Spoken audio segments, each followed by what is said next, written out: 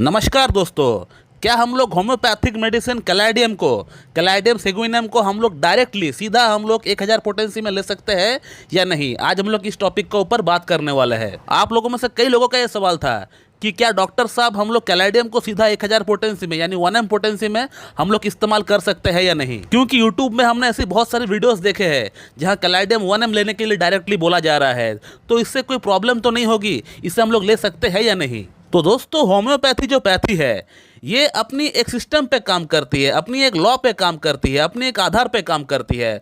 वैसे देखा जाए तो सभी पैथी, एलोपैथी हो, आयुर्वेदिक हो, यूनानी हो, सभी पैथीज अपनी अपनी कुछ सिद्धांतों पे काम करती है। तो ठीक उसी प्रकार से होम्योपैथी भी कोई ना कोई कानून के आधार पे काम करती है। उसकी भी अपनी कुछ कानून है, कुछ लॉज है, कुछ सिद्धांत है, और उसी सिद्धांत के आधार पर हम लोग मेडिसिन का सिलेक्शन भी करते हैं, हम लोग मेडिसिन का पोटेंसी भी सिलेक्ट करते हैं और उसका रिपीटेशन भी हम लोग सेलेक्ट करते हैं। इसका पहला सिद्धांत यही होता है कि पेशेंट कोई भी रोग क्यों ना लेकर आए आपके पास।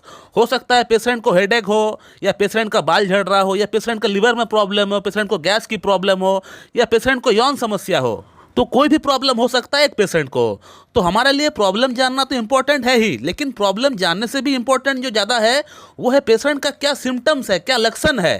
क्योंकि होम्योपैथी जो पैथी है ये लक्षण के आधार पर ही काम करता है। सपोज एक एग्जांपल के तौर पे समझते हैं, मान लेते हैं एक पेशेंट को एक्जिमा हो गया, स्किन में खुजली हो रहा है, इरप्शन हो रहा है। तो वो पेशेंट सिंपली हमारे पास आकर वो अपना एक्जिमा दिखाएगा कहाँ पर हुआ है, और उसको वहाँ पे खुजली हो रहा है, इरप्शन हो रहा है, जो भी प्रॉब्लम हो रहा है वो बताएगा। बस वो पेशेंट इतना ही बताएगा, इससे ज़्यादा वो कुछ बोल नहीं पाएगा। लेकिन एक होम्योपैथ को एक मेडिसिन प्रेस्क्राइब करने के लिए सिर्फ इतना सा सिम्टम काफ़ी नहीं हो सकता है।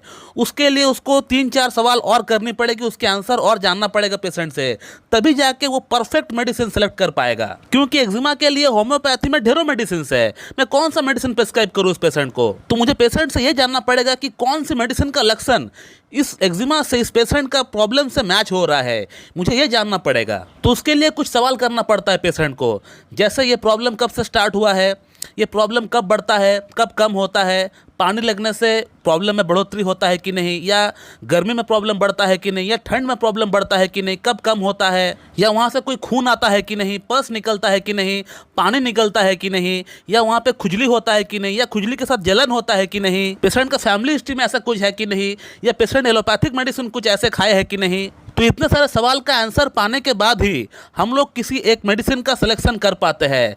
और हम लोग जो इतने सारे आंसर पाने के बाद जो मेडिसिन का सिलेक्शन करते हैं वो बिल्कुल आइडियल रेमेडी होती है पेशेंट के लिए। अब मेडिसिन का सिलेक्शन करने के बाद जो 2 काम बचता है एक डॉक्टर के लिए, वो है मेडिसिन का पोटेंसी को सेलेक्ट करना और मेडिसिन को कितना फ्रिक्वेंट उसको रिपीट करेंगे, उसका डोजेस क्या होगा, इसको सिलेक्ट करना। अब मेडिसिन का जो पोटेंसी है उसको चयन करने का जो तरीका होता है वो ये है कि हम जो सवाल जवाब किए पेशेंट को, जो मेडिसिन हम प्रेस्क्राइब किए पेशेंट को, उसका कितने सारे सिम्टम्स पेशेंट का अंदर भली भांति तरीके से मैच हो रहा है। सपोज हमने पेशेंट को मान लेते हैं 6 सवाल किए, अब 6 में से अगर 4 प्रोमिनेंट सिम्टम अगर पेशेंट का अंदर मैच हो जाता है, 4 या 5 सिम्टम मान लेते हैं पेशेंट का अंदर मैच हो रहा है, तो हम लोग जो मेडिसिन का सिलेक्शन किए हैं उसको हम लोग हाईएस्ट पोटेंसी में देंगे और उसका रिपीटेशन बहुत ही कम करेंगे। तो मेरा कहने का तात्पर्य यह है कि जितना ज़्यादा पेशेंट का लक्षण और मेडिसिन का लक्षण मैच करेगा उतना हाईएस्ट पोटेंसी में हम लोग मेडिसिन को प्रेस्क्राइब कर सकते हैं। जैसे कैलाइडियम का बात कर रहे हैं तो कैलाइडियम का ही हम लोग बात करते हैं।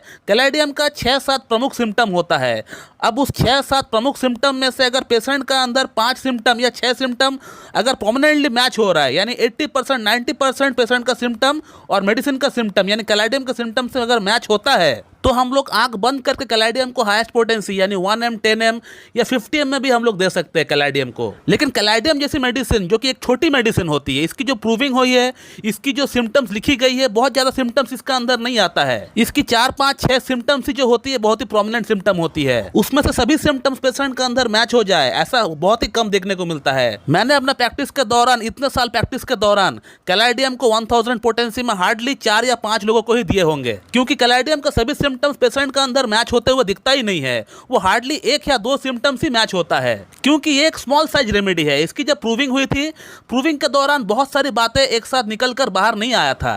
तो इसमें बेसिकली ये देखा गया था कि ये यौन समस्या को काफी हद तक सही करता है, तो ये यौन समस्या के लिए ही बेसिकली दिया जाता है। वो भी लोएस्ट पोटेंसी में कैलाइडियम को इस्तेमाल करना चाहिए। जैसे मैंने एक वीडियो में बताया हुआ है इसको लेने का सटीक तरीका, उसी तरीके से अगर आप इस्तेमाल करेंगे तो इसमें आपको एटलीस्ट साइड इफेक्ट नहीं होगा, इसका कोई दुष्प्रभाव आपका अंदर नहीं होगा। ऐसे बहुत लोग हैं जो कि कैलाडियम को 1000 पोटेंसी में डायरेक्टली खा रहे हैं किसी का वीडियो देखकर, उसके बाद उन्होंने मुझे व्हाट्सएप पे कांटेक्ट किया कि सर हमारे अंदर एग्रावेशन हो गया कैलाडियम का, हमारा अंदर प्रॉब्लम्स बढ़ गया, अब हम क्या करें, आप मुझे हेल्प करिए। तो 1000 पोटेंसी में कभी भी खुद से आप ना ले, अगर डॉक्टर प्रिस्क्राइब करता है वो 100% इंश्योर होता है तभी जाके आपको 1000 पोटेंसी में आपको देता है। तो कैलाडियम को आप हमेशा लोएस्ट पोटेंसी में इस्तेमाल करिए। जैसे मैंने एक वीडियो में बताया हुआ है, उस वीडियो में आप लोगों की तरफ से बहुत प्यार आया हुआ है, आप लोग उस वीडियो को देखिए, उसका थंबनेल आप देख पा रहे होंगे स्क्रीन पे, ये वीडियो को आप लोग जाकर देख लीजिए। इस वीडियो से आप लोगों को ये पता चल जाएगा कि कैलाडियम को इस्तेमाल करने का सही तरीका, सही विधि क्या है।